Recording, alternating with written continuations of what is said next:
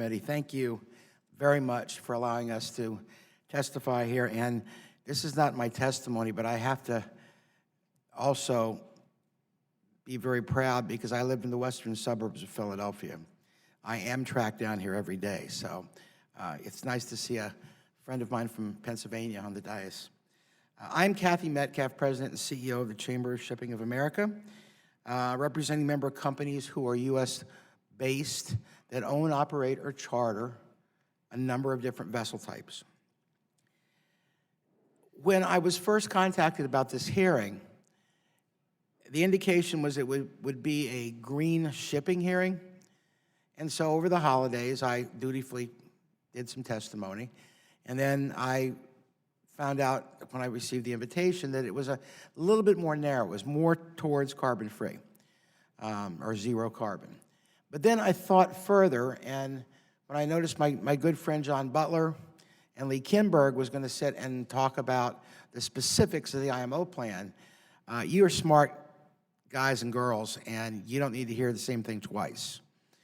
So I thought it might be helpful, since I am what's sitting between you and lunch, to go up to about a 40,000-foot level and talk about green shipping and sustainable shipping.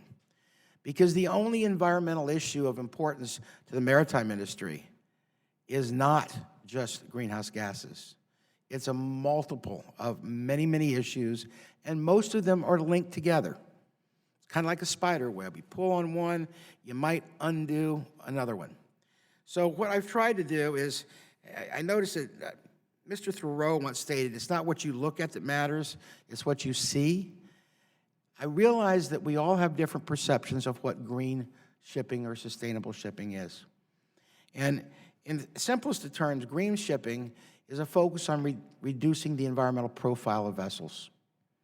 Sustainable shipping is a much larger, broader issue that involves society, human factors, and there's an excellent diagram in my testimony from the European Union on this. The global industry, 90% of our goods are transported by water. It's also the most environmentally friendly mode of transportation. Now, why do I say that? Not because we shouldn't be doing anything, but because we need to be sure that the most environmentally friendly mode of transportation remains and keeps its share.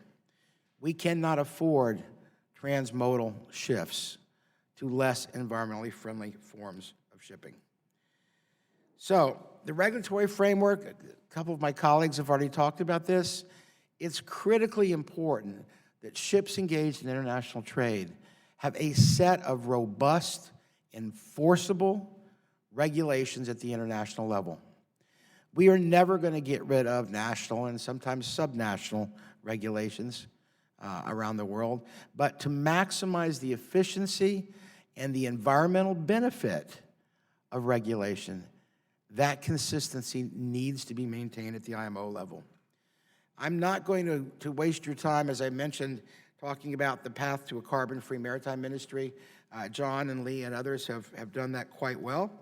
But I would say that exactly what they said, we totally support. The need for R&D is critical.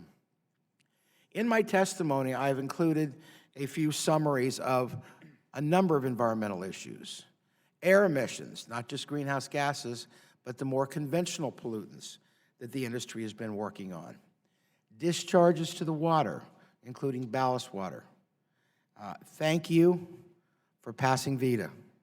It is really, after, I think, 12 years on my part, it was a welcome addition to see that we're going to finally get a set of consistent regulations that govern those discharges.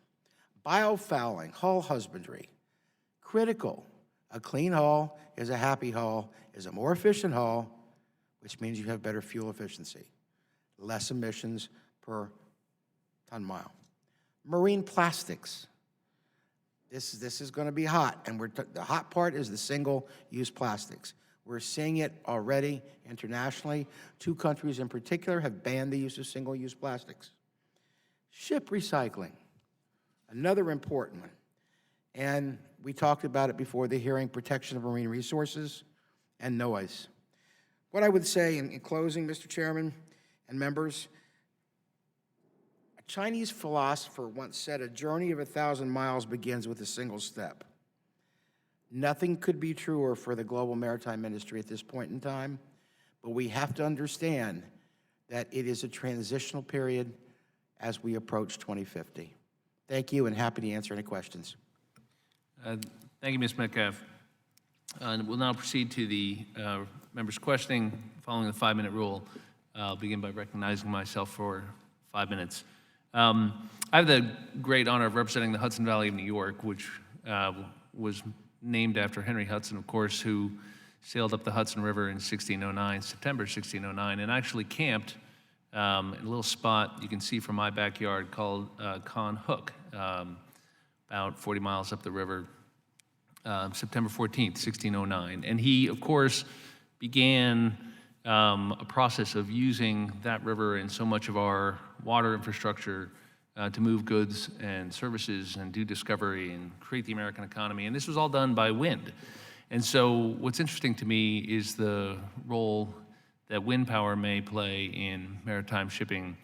It's not exactly a new idea, but could you comment on the role that wind-powered vessels may play in helping us achieve some of the goals we're discussing today? It's for any member of the panel.